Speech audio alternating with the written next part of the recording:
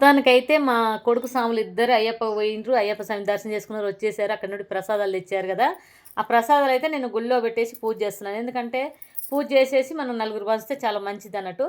ఇంకా అక్కడ నుండి బియ్యం కూడా తెస్తారు కాబట్టి, ఆ బియ్యం కూడా ప్రసాదం వండేసి మేము గుళ్ళోనే అక్కడ అన్నదానానికి బియ్యం ఇస్తున్నాం కాబట్టి, అక్కడే అందరికీ భోజనం చేసేటప్పుడే మంచింత పెట్టొచ్చని అక్కడికి వండుకొని తీసుకెళ్తున్నాం అండి.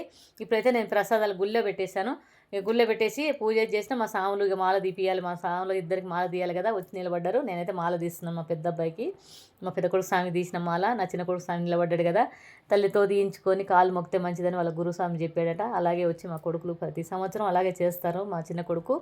అయితే మొత్తానికైతే మంత్రాలు చదువుకుంటూ మాల తీయించుకున్నారు. అయ్యప్ప స్వామి నీడ అందరికి ఉండాలి. ఇలా ప్రతి వారింట్లో పిల్లలు ఇలాగే భక్తితో అయ్యప్ప మాల వేసుకొని అయ్యప్పకి వెళ్ళాలని నేను కోరుకుంటున్నా. ఇప్పుడైతే నా చిన్న కొడుకు స్వామికి తీస్తున్న మాల. వీళ్ళిద్దరికీ మాల తీసడంలో నేను కన్న తల్లిగా నేను అయ్యప్ప స్వామికి చాలా రుణపడి ఉన్నాను. నా పిల్లలు మాల వేసుకొని అక్కడికి వెళ్ళడం నాకు ఎంతో సంతోషం అనిపిస్తుంది. మీ అందరికీ ఇలా సంతోషం అనిపిస్తేనే ఒకసారి చూసి మనస్ఫూర్తిగా నా మంచిగా అనిపిస్తే స్వామియే శరణమయ్యప్ప అని కామెంట్ చేయండి, లైక్ చేయండి, షేర్ చేయండి.